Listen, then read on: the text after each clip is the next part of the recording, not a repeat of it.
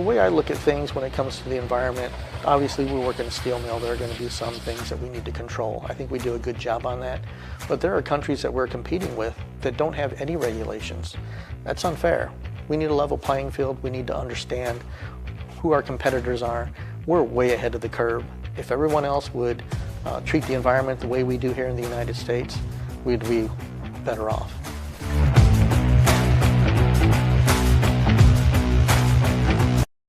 We can't have good jobs and still protect the environment. I'm proud to see that we're investing in wind towers and clean energy. I'm just very concerned.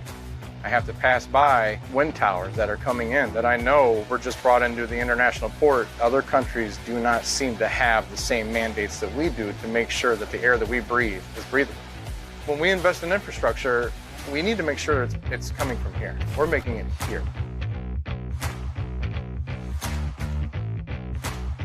It's neat to know that our pellets end up producing steel that's all over. You see a new bridge going up, our pellets made the steel and keeping everybody safe. It's pretty amazing. It's pretty neat to be a little piece of the puzzle. I think it's awesome. My wife and I were both laid off for a year. You know, it's tough. We didn't know if we were even coming back to work. You know, this infrastructure bill could add years and years and years to our employment here.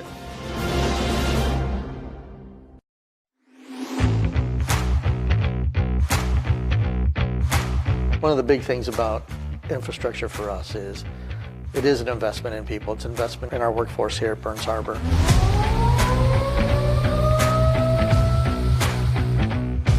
Our country depends on us. We make steel for battleships, for tanks, for airplanes, for roads, bridges. The United States has woefully underinvested in its infrastructure for decades upon decades, and that requires that we make now a massive, game-changing investment in American infrastructure. Basically what we're doing is we're investing in ourselves, because when we are producing things for our infrastructure, that creates jobs in the community. And our community, it's us. This is absolutely more than building steel and making steel and bridges and railways. It's building a family. It's building a future for your children.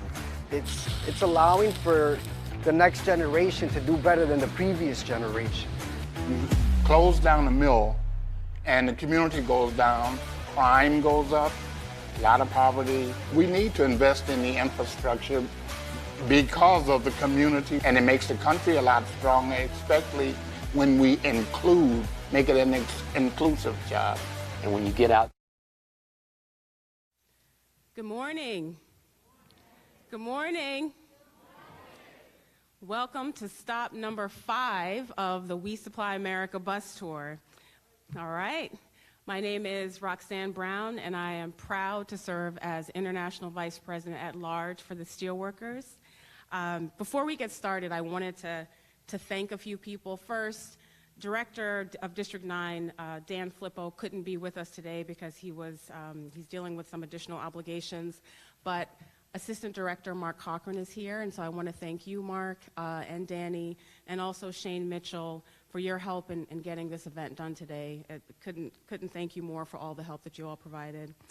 Also, I'd like to thank Mario Scarzletta, Ashley McNally, Terry Jordan, and the whole team at Corning Incorporated for the use of this space today, but really also for the great work that we did together in pulling this together. It was truly a partnership, and we felt like it was a partnership from the beginning, and we can't thank you enough.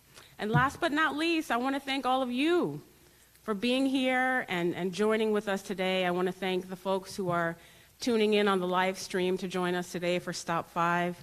So why are we here? Why is our union talking about We Supply America? Why are we doing this campaign? If I were to ask each of you to tell me some of the things you did this morning, you'd probably say things like, you checked your phone, because how many people check their phone? It's the first thing I do when I wake up in the morning.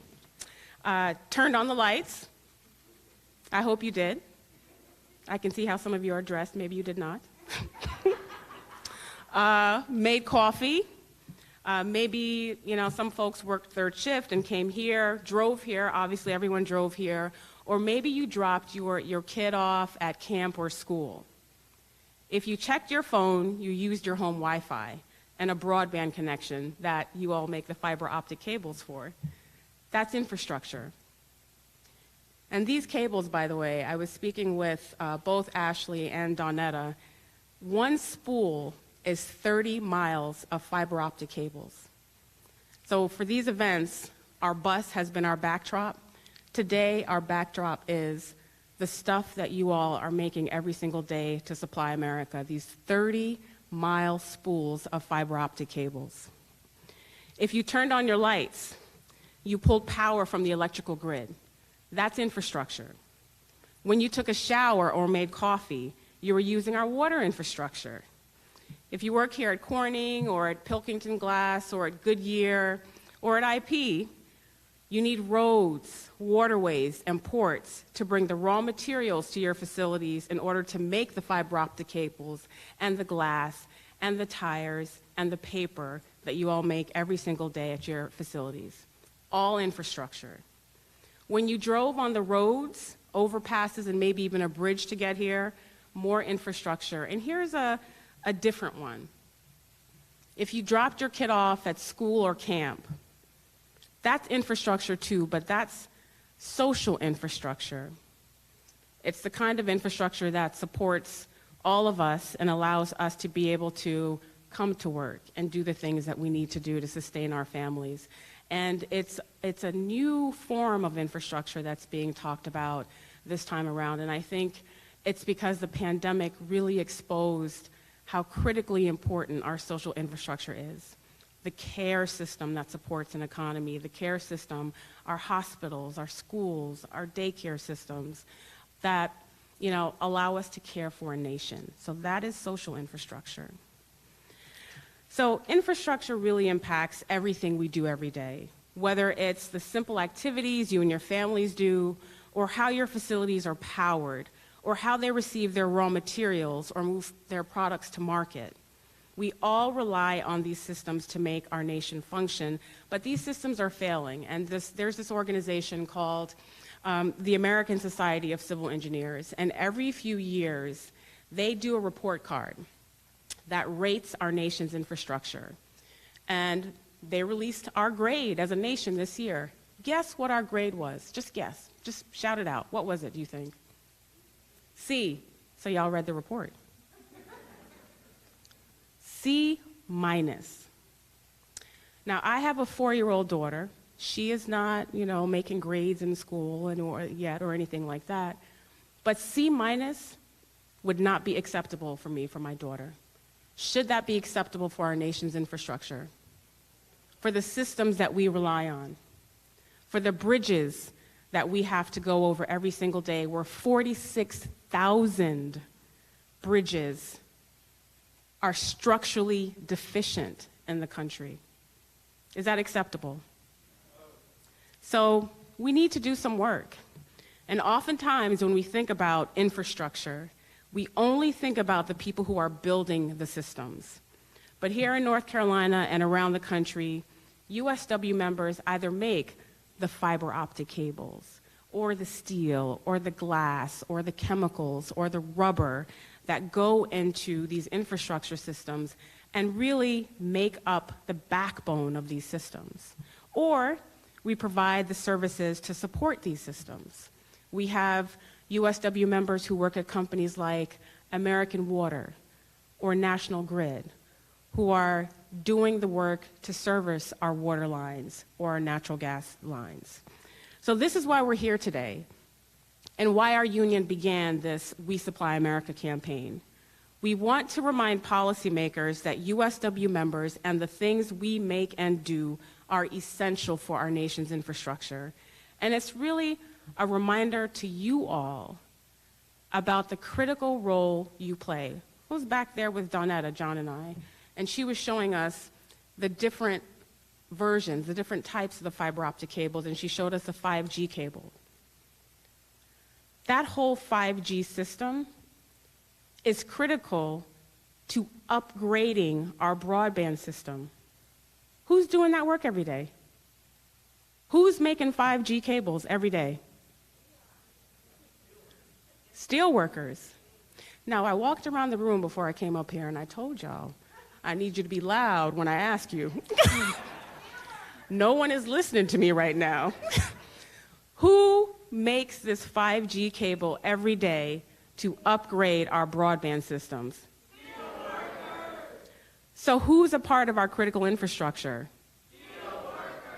Okay, oof, oof, oof. So I have to say, we've been rallying all week. We kicked off in Indiana, we went to Ohio, we went to West Virginia, we were in Virginia yesterday, and everyone was rallying with me, but I don't know about Corning.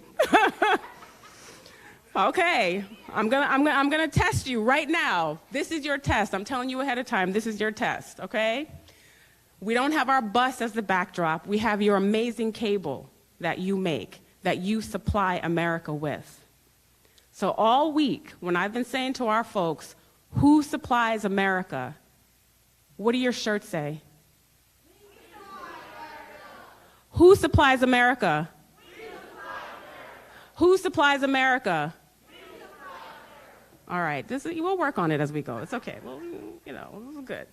But the time for this message really couldn't be more perfect because the Senate has sent a 1.2 physical infrastructure bill over to the House of Representatives, which is physical infrastructures, our roads and our bridges and the like. And they completed work on that, which is great. There's $600 million of new spending in that bill, which means $600 million of new money that's going into systems to upgrade those systems, new money that can be used to invest in your facilities, to allow you to provide what it is that you do for America every single day. They're also working through a $3.5 trillion package dealing with social and human infrastructure. So the timing is perfect because these two bills are going to work its way through the congressional process. And this campaign is about helping to get those across the finish line. So it's really important that we're here. And, you know, we've been pretty noisy on this tour, except for Corning here. Except for you all. I don't know what's happening, but we're going to, like I said, we're going to keep trying it out because we want this message of... Who's paying attention? We want this message of... to be heard all the way to DC. It's really important, okay? So I'm going to continue to test you as we go through this program. But I want to welcome our first speaker this morning, and that is Assistant Director of District 9 and a good friend, Mark Cochran. Mark?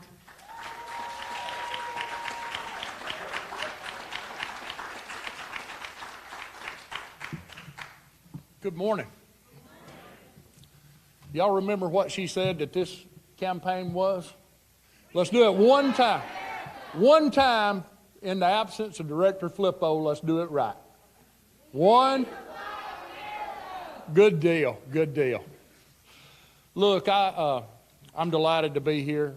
Director Flippo sends his deepest regards. He is currently tied up in master bargaining, and it went 2 days over, and he worked a day and a night and another day. So last night when we were actually at supper, he was telling me that he thought it was 7:30 a.m. when he woke up. So we were actually, it was the p.m. hour. So you know that he is struggling like he always does for our members. And he sends his warmest welcome for all of you and his regards for not being here. Thank you all for coming. Thank you to our distinguished guests, all the international officers, executive. Governor Cooper will be here in a moment. And most importantly, the people here that are steelworker members. You're what will do this program. You will supply America. In North Carolina, all the steelworker members see every day how important infrastructure is. About 14% of the roads in North Carolina is in poor condition. Drivers spend about $500 a year extra on repairs to their vehicle. The water system There's about $17 billion needed in repairs. And 9.3% of the bridges in North Carolina are structurally deficient. That means, basically 1 in 10 nearly that you cross is deficient. This state is not alone. This is all over the country. I can't, our office in Gardendale, we had the fine trip of driving up here yesterday through all of our highways. All the states that we passed is suffering from lack of infrastructure finance. And we're here to change that. Continued underinvestment in infrastructure will cost us in the U.S. $10 trillion in gross domestic product. And if we don't fix it, over 3 million jobs will be lost in the next 15 years. That cost will be shifted to our families if we don't make this We Supply America infrastructure plan a reality. But we can change this. This facility is a prime example of steel workers being ready to supply our infrastructure. In District 9, we cover the 7 southeastern states, including the Virgin Islands. We got members ready to join in this fight and supply our demands. We make pipes. We make fire hydrants for the water systems.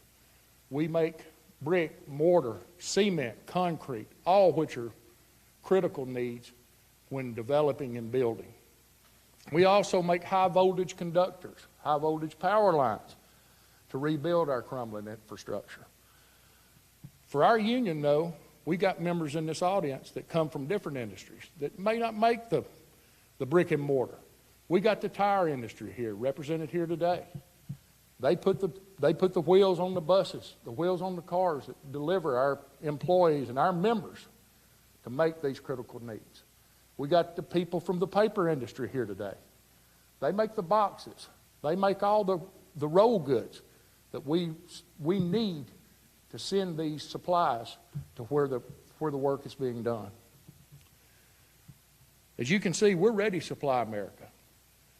We need our elected officials at the state, local government to act. We appreciate you again, Governor Cooper, for being here today.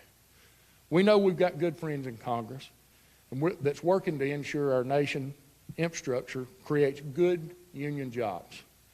Passing bipartisan legislation is only the first step. Our infrastructure, like we said, has been ignored too long, and we've been working to get it pushed through both the Senate and the House, and we need to finish this fight to ensure that we have the massive investment that is needed, like ours across the country, to put it in communities here that we live. The infrastructure is built with U.S.-made steel, cement, pipe, lighting, and optical cable, and more. Let's join together and tell our elected officials that our union is ready to supply America. Thank you.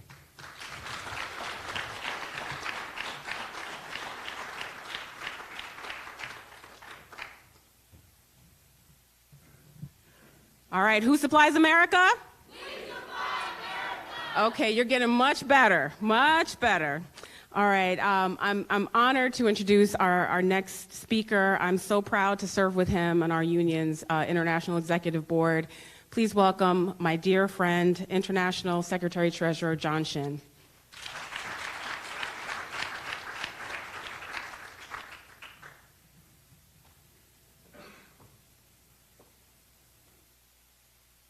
Good morning. Who supplies America? We supply America. Look, I want to thank everybody for coming, and it's truly a pleasure to be here today. It's great to be with our brothers and sisters. We have at least 4 of our local union leaderships and members represented in the room. Our host local 1025, local 959, local 9465, and local 9-738. So thank you for coming. Also, I want to thank Corning for helping host this event along with local 1025. We have a long-term relationship with Corning Incorporated, and it's a good relationship. Corning is a company that understands a successful formula to business and sustainability is working together with your union partners, and we appreciate that relationship over the years. I also want to thank the governor for taking time out of his busy schedule to attend this important event. Thank you, Governor. Let's give the governor a hand.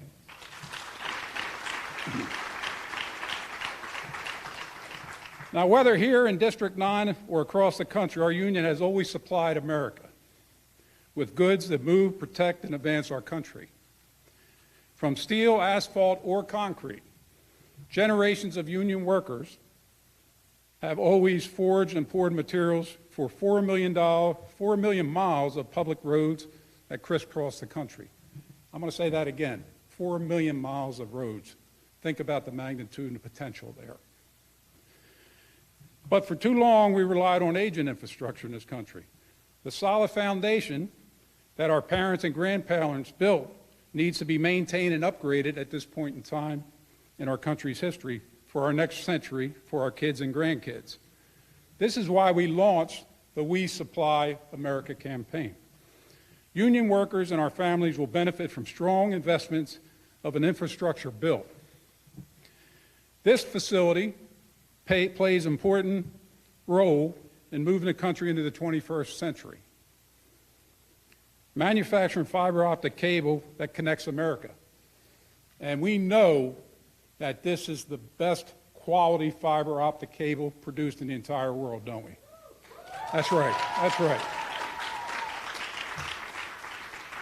Now, why we need a strong infrastructure, here's just a couple of examples. Today, 6 billion gallons of drinking water, think about the magnitude again, in the U.S. is lost to leaking pipes. Every day that happens. That is enough lost water to provide clean water to over 85% of the world. The roads we drive are in deep, dire shape. It is estimated that nationally Americans lose around $1,000 in wasted time and gas from backlog of road maintenance. Think about that time and that money you could spend with your family and taking care of the needs you have at home. We need to focus on that. We need to supply America. This isn't just about our jobs, it's about the future of our country. As a whole, China now spends over 3 times more in infrastructure than the United States, 3 times more. China has already built enough high-speed rail to go here to Las Vegas 6 times over. We're so far behind in high rail, it's just hard to believe at this point in time. Overall, our country recently ranked 13th globally in infrastructure quality, down from 5th place in 2002. We dropped 8 spots since 2002. A change needs to happen. This is about jobs, not just any jobs, but union jobs. Union jobs built this country, and once again, we will build it again. Yes.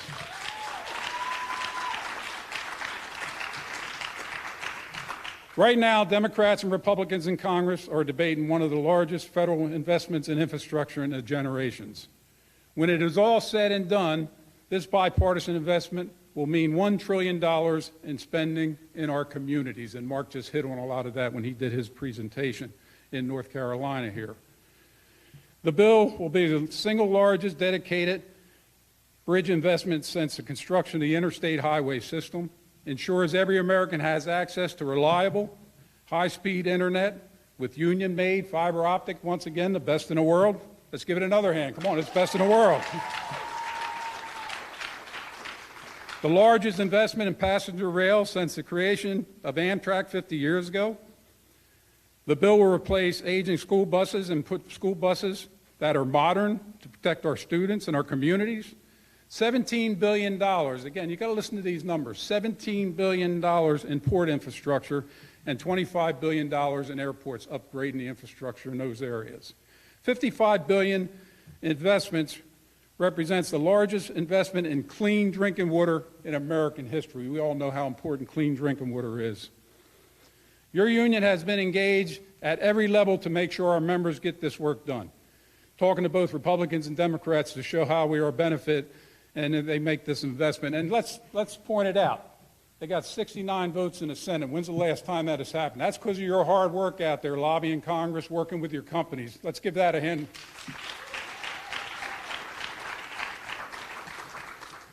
Today, waivers made 40 years ago allow federal government to ignore U.S. suppliers from construction materials and other goods.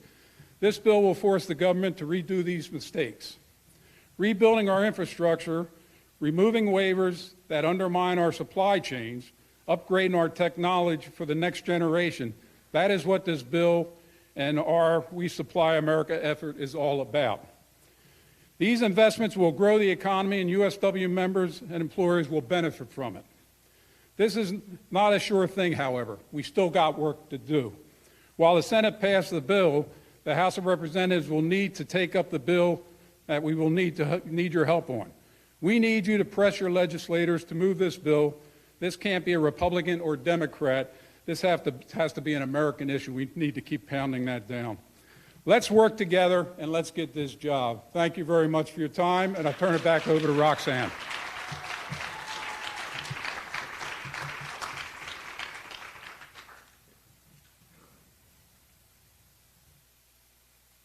Thanks so much, John. Before I introduce our next speaker, I just wanted to shout out a special guest that we have with us today, the president of the North Carolina AFL-CIO, Mary B. McMillan. Mary B. Thank you, sister, for joining us. So I can't say how incredibly happy we are to be joined by this next speaker. Some of the greatest allies working men and women can have are lawmakers who understand our challenges and fight on our behalf. Allies who also understand the critical importance of a strong and robust manufacturing sector, not just here in North Carolina, but really around the country. Governor Roy Cooper is such an ally. Please join me in welcoming him.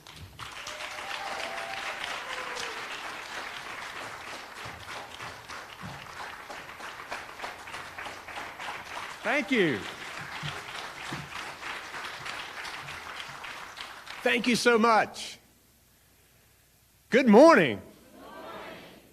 Men and women, brothers and sisters, who does supply America? We supply America. You do indeed supply America.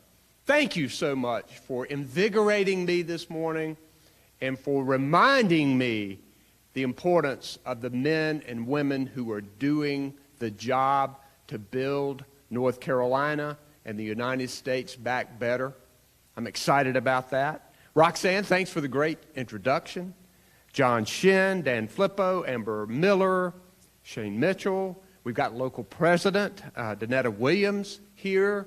And I saw Mary B. just as soon as I walked in that door. I only saw her eyes, but I knew those piercing eyes were Mary B. McMillan. Thank you so much for your strong leadership of the AFL-CIO. She always reminds me about what makes North Carolina go, the men and women who are doing the work. And I'm grateful for her friendship and her hard work. And I'm grateful for all the United Steelworkers members who are here today. Thank you for your hard work. Thank you for connecting North Carolinians and Americans and, in reality, people all over the world. And thank you for being an amazing, amazing workforce. And I, too, want to thank Corning. I've had a great relationship with them. And you know, when you talk to their leadership, they talk with pride about the United Steelworkers and about working with you. And they are proud of their workforce. And they know that a well-paid, well-trained workforce is what makes a company go and how to make a profit by having good people. And Corning, we've got Bernard Deutsch, who is here today, and I've had good relations with them, and they have created a lot of jobs in North Carolina on my watch. And I'm very, very grateful for that. Corning, thank you for investing in our state and creating jobs in our state and being a great corporate citizen. We appreciate that. You know, we're all trying to get on the other side of the pandemic. And I want to thank you for continuing to stick with your job with everything that was going on around you. You know, perhaps you had a spouse or a family member who lost a job or who got cut back on hours. Perhaps you had a family member get sick. Perhaps you had children at home that you didn't think were going to be at home. And dealing through all of the concern, all of the pain and tragedy of this pandemic, I want to thank you for continuing to keep going and continuing to keep at it. Thank you to those of you who have stepped up to get your vaccine. Thank you for respecting your neighbors today by wearing a mask and understanding that we are all in this together and that you can be infected with this virus and not know it and can give it to someone who is more vulnerable. And when you get vaccinated and when you wear a mask around people, particularly indoors, you are preventing that. I always try to find the good in the bad. I've done that ever since I was little, growing up and working on a farm in eastern North Carolina. And in my church, we talk about finding the good out of something bad.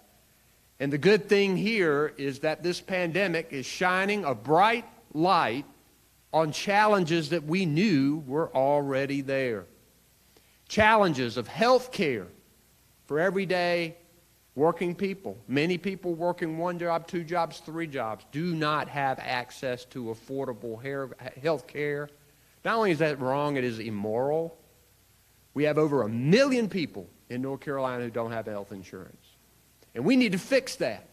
We can expand Medicaid in this budget, and it is something that we should do. It helps working people who don't have it, and it reduces cost for private insurance, and the insurance that many of you in this room and the insurance that I have reduce cost because providers usually go to the private sector when they have to treat people who don't have insurance. A lot of reasons to do that. Shining a light on affordable housing.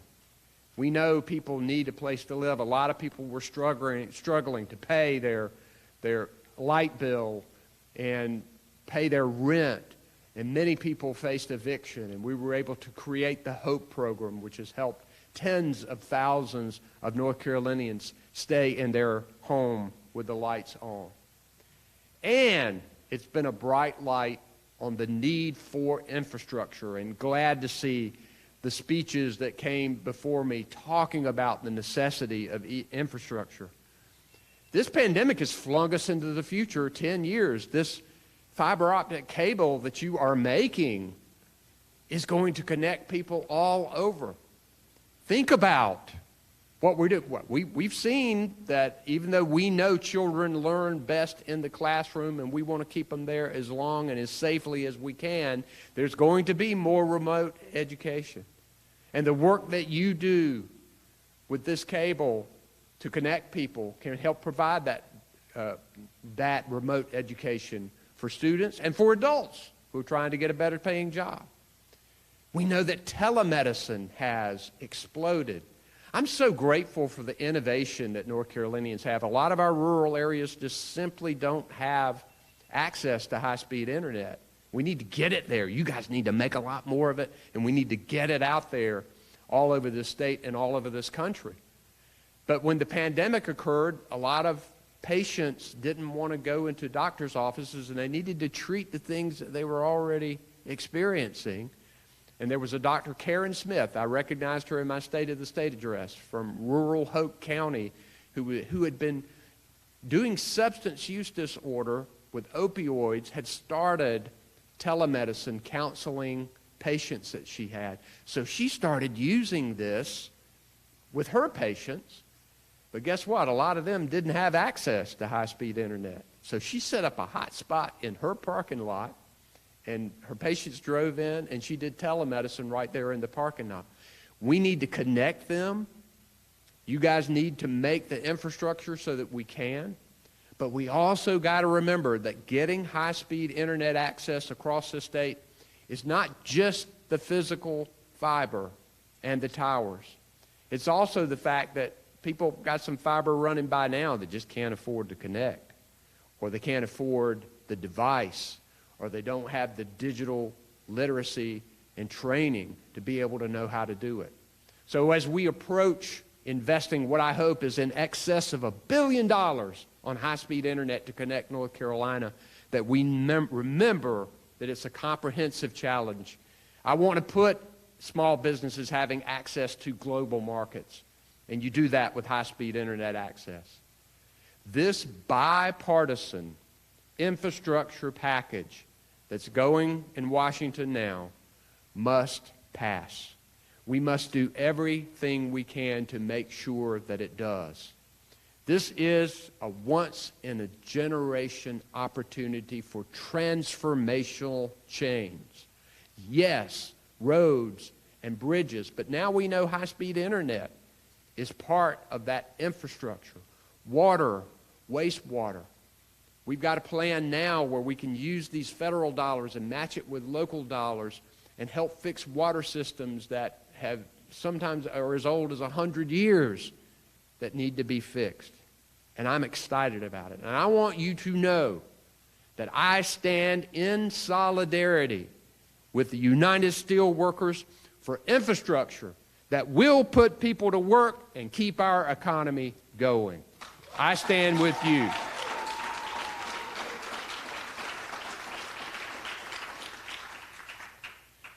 One more thing. You know, a lot of people talk about the need for more workers in the workforce. And I talk with CEOs constantly about needing more jobs to be filled and having jobs right now that are ready to be filled. My first bit of advice, pay them more. Okay? First bit of advice. Second bit of advice is making sure that we have investments in the kind of education and training that we need to get people skilled up to do these jobs. And that we have the investment. And that we have the investment to expand quality child care and quality childhood education across this state. A lot of people want to get into the workforce, are ready to get into the workforce, but they are concerned about their children. Our children come first in our lives. Mine do. And we got to make sure that that quality child care is there. And we have to be committed to ourselves and each other to get us to the other side of this pandemic even stronger than before. Now, the vaccines are the way out. They are safe. They are effective. Hundreds of millions of them have been given across the world. Guess who the people are who are sick in the hospital? Guess who are the ones in the ICU? Guess who are the ones on the ventilators? Guess who are the ones who die? The unvaccinated. Time to get that vaccination if you haven't. Right now, our population of 12 plus, 56% fully vaccinated, 18 plus years old, 59% fully vaccinated, 65 plus years old, 85% vaccinated. We got to do better than that. We got to keep working on it. Talk with your doctor if you're still on the fence. Thanks to Corning for pushing people and making sure that if you aren't vaccinated that you got to be tested and that you got to wear a mask and you got to do things to make sure that we protect people. But I was looking at a quote of the great Nelson Mandela, and I thought that it fit this situation in this pandemic. He said, "For to be free is not merely to cast off one's chains, but to live in a way that respects and enhances the freedom of others." That's what we need to be thinking about as we work to get through this pandemic. That we are all in this together, and that we owe it to each other to protect our brothers and sisters and family members and people that we come in contact with and save lives and get us back to the way we were before. That's what I know we can do as North Carolinians. We are a resilient bunch. We are a passionate bunch. We are a determined bunch. And we will beat this pandemic, and we will make this state stronger than ever before. Thank you for the time. I appreciate it.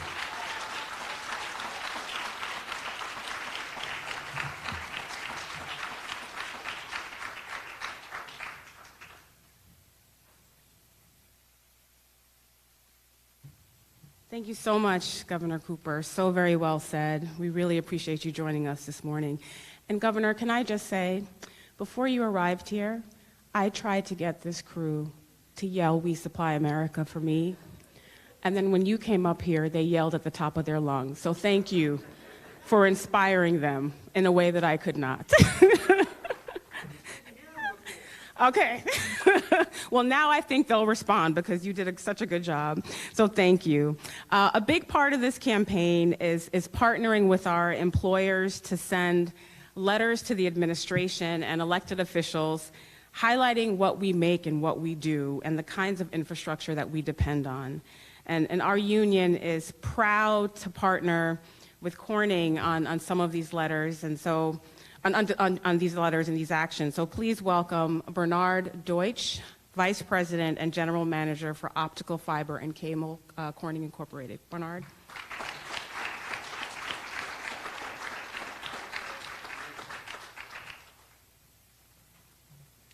Okay. Hold on here. Good morning. Tough act to follow. Thank you for your passion about the health and the infrastructure of our country and our people. I thank you also, Roxanne, for your introduction. Thank you very much. On behalf of Corning, I'd like to say once again how pleased we are to be hosting the members of the United Steelworkers International Leadership here today, our own members. We value the role of the USW local members that play here at our Wilmington plant in manufacturing optical fiber that it connects the world and people. Corning and the USW share a belief in the power of broadband investment to create jobs and opportunity for our communities and people. Like you, we support the bipartisan infrastructure investments now being considered by Congress, which would provide billions of dollars for broadband in unserved areas. I would also like to extend our sincere thanks to Governor Cooper for being here with us today. We appreciate your leadership to advance broadband infrastructure deployment in North Carolina and for designating this week as Rural Broadband Week in North Carolina. How fitting while you're here. It is energizing to think of the lasting impact it will have on our communities here in North Carolina, on our families, on our businesses, our doctor's offices, as you mentioned. If we can bring more connections to more people in rural areas, that would be a really good thing for all of us. We are living in extraordinary times, not only because of the momentum behind investment in broadband networks, but also because of the ever larger role those networks are playing in the way we live, we work, and we play. Think of remote work, telehealth, distance learning. These applications and others like them just keep growing and wouldn't be possible without optical fiber and cable.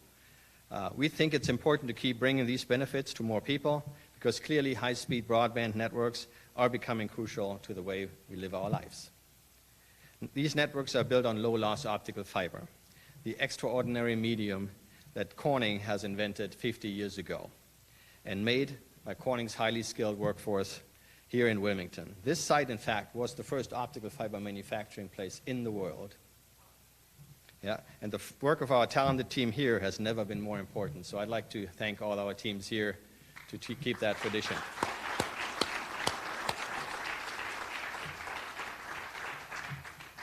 So we look ahead to see more growth with this now. And according to Cisco, they publish a network index every year. The devices around the globe will be total more than 29 billion by 2023. 29 billion devices will be connected to the internet. That is outnumbering us humans here by a factor of 4, right? And on the whole planet. Think of all the smart buildings, smart cities, smart factories that are coming online even now, and the arrival of 5G, and whatever comes after 5G, will only accelerate this transformation.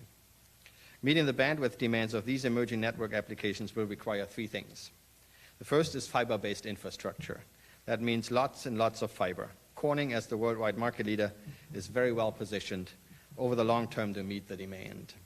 It was here at our Wilmington plant that we celebrated in 2017 the delivery of our 1 billionth fiber kilometer. 1 billion kilometers of fiber. That's already 3 years ago. And my colleagues here from corporate communication don't allow me to say how much we made since then, so for competitive reasons, but it's a lot. And we continue to invest in manufacturing capacity. And in fact, we are hiring here in Wilmington to support our growth and the growth plans of our customers.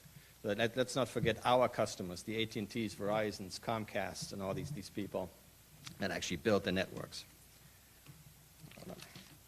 The second requirement is innovation, one of our core values of Corning. We are continually innovating to increase the speed and capacity of optical networks. Just this summer, we introduced a groundbreaking new fiber developed here in this plant. SMF-28 contour fiber is an industry-first combination of attributes that allow customers to upgrade their networks seamlessly and very cost-effectively. Just developed here in this plant, just launched. So it's an industry-leading, so give ourselves a round of applause for that. And the third requirement, of course, is network investment. Investment in fiber-based network infrastructure provides jobs and more internet connections for more Americans.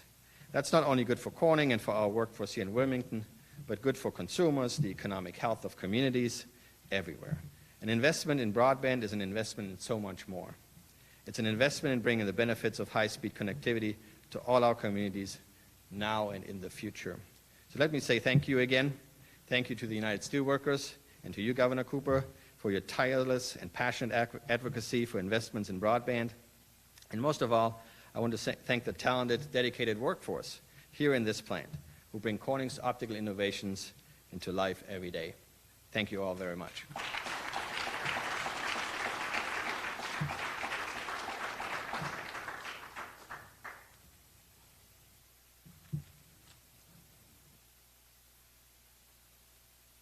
Thank you so much, Bernhard. Who supplies America? We supply America. Who supplies America? We supply America. Thank you again, Governor Cooper. So our union constantly brags on the work that's being done in this facility, and that is the truth. Michelle O'Neill is here from the Washington office of Corning, and we work very closely with her. She's the Vice President of Government Affairs for Corning. And we're always working on the issues that are really important to this facility, and we brag about you so much. And the pandemic has really demonstrated, as John pointed out earlier, how critical our communication systems are, and the men and women who make the fiber optic cables here every single day are critical to that. So please welcome our sister, Local Union 1025 President Donita Williams to the stage.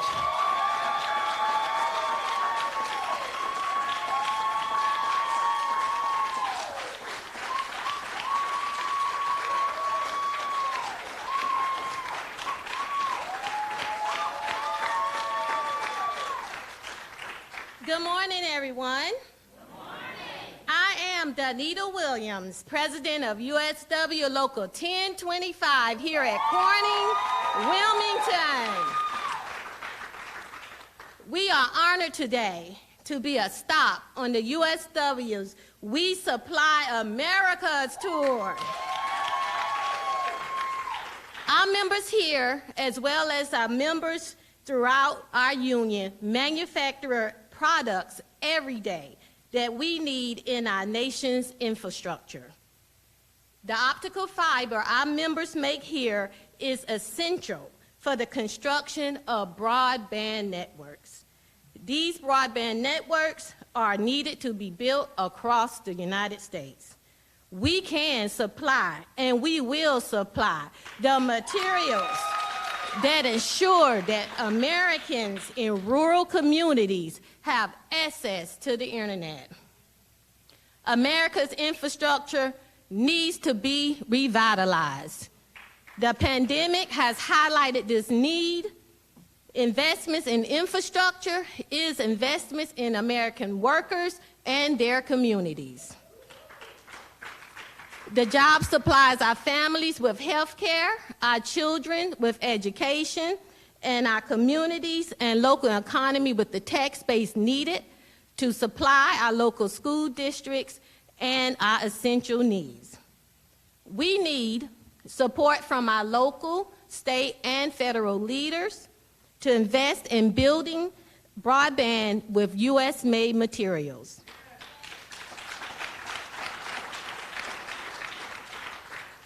Doing this will ensure the success of my union brothers and sisters, our families, and our communities, not only for today, but for generations to come.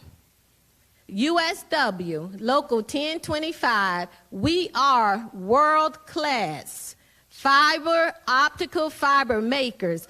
Let me say that again, USW, Local 1025 are world-class optical fiber makers who stands ready to supply America with quality optical fiber to build broadband across the nation, the country, for all Americans. Along with our employer, Corning, we are ready to call for these investments to provide the American infrastructure of the future and to ensure that the steel workers of Local 1025 will supply America.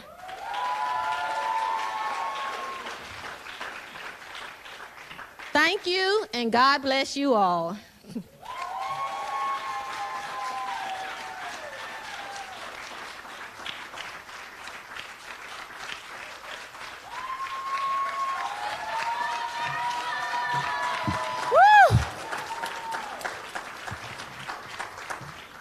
Give it up for Sister Donita Williams one more time.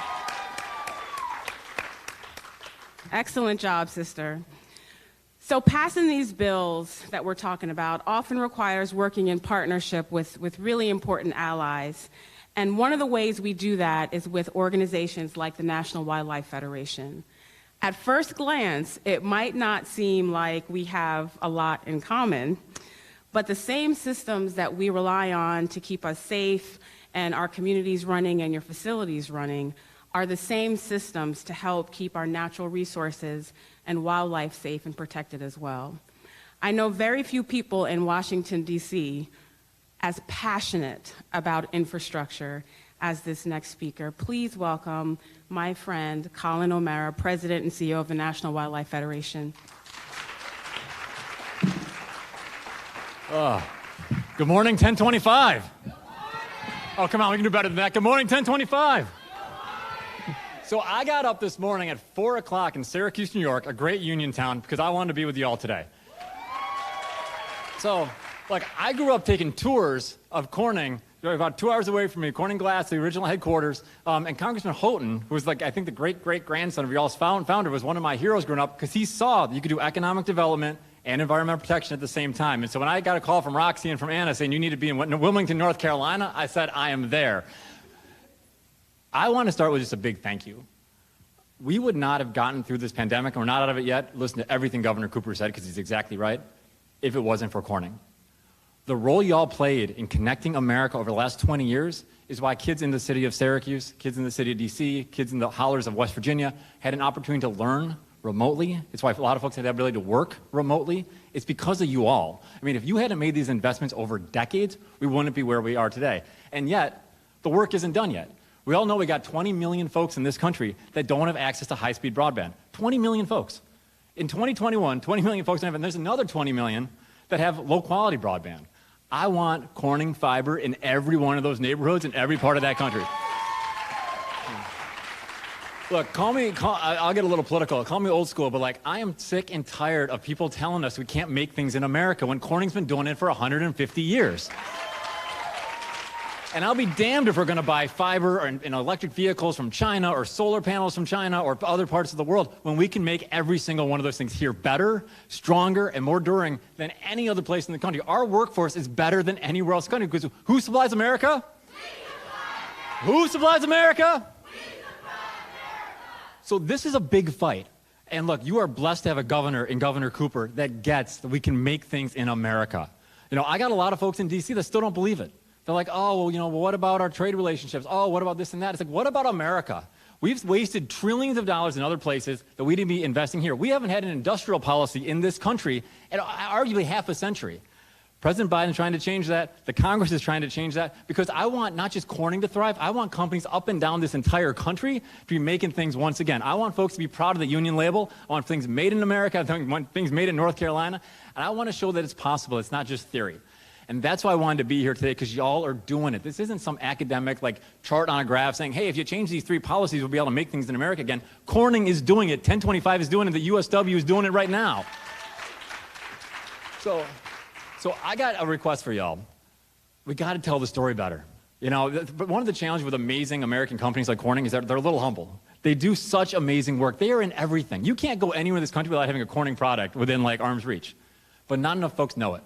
And so I want to lift up the story of 1025. I want to lift up the story of the USW nationally, that we are making things in America already. We can just do a hell of a lot more to that if we get the resource. $65 billion invested in broadband across this country is a game changer. $55 billion in water infrastructure. It's a game changer. You know, you think about $400 billion on transportation infrastructure. It's a game changer. We haven't had these kind of investments since the New Deal. At that scale. And even then, in real dollars, it's still not even enough. This is a huge deal. So all I'm begging you all to do is put everything you have on the field. This is one of those times you want to leave it all on the field. Call every elected official, Republican and Democrat. Don't write anybody off. We need the votes in D.C. We need this bill to pass. Treasurer Shin and Roxy and Anna, the whole team in D.C. have your back. The Corning team is amazing. And like President Williams, I want to run you for president overall. You are a freaking rock star. So we have your back, but we got to have our voices be heard. Things are tricky in Washington, right? It's hard to get good things done. A lot of ways to stop things, very few things to get things done. Governor Cooper here in North Carolina has shown that good ideas combined with great organizing on the ground can bring real results for folks. We need to bring that same spirit in North Carolina to D.C. right now. I need your all help. Please get up. Please make sure we're doing this. Who supplies America? Who supplies America? Thank you very much, y'all.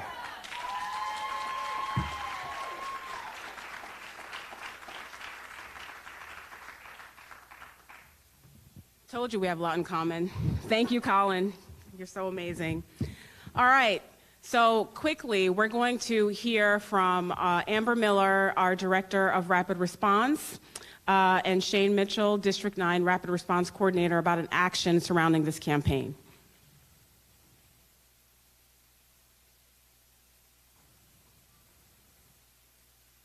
Good morning, everybody. So I just want to echo real quick, you know, what a lot of the speakers have said today, that we cannot do this by ourselves, right? We have this great team that advocates for our folks in D.C., but really the power comes from all of you in this room. And the thing that we need you to do, I know all of you, hopefully I had you outside and Shane had you outside signing these cards. These are really, really important because we need to make sure that, you know, this isn't just a moment where we like come in for this bus tour and then, you know, then it goes away. We really need to make sure that those folks, those decision makers, understand fully that yes, because we want to make sure when the money comes down for these projects, our folks are at the top of their radar. So it's really, really important for you to get these out to your friends, your family members, let them know that we need their help. And when you're called upon to ask to make an email or a phone call, we need you to do that too. But we just want to say thank you because honestly, the power is all with you guys, and we are here to help you use your voice to make that happen. Real quick, going to turn it over to Shane. Thank you. I just want to real quick say thank you to the locals in this room that supports our rapid response program. Every local in District 9, our program is successful. We've always been strong in rapid response, and it's because of you and the work you do daily. We got a big push going on with these cards. We'll have it at the conference over the next 2 weeks. If you need any more to your local, get a hold of me and I will mail them to you. Thank you for all you do.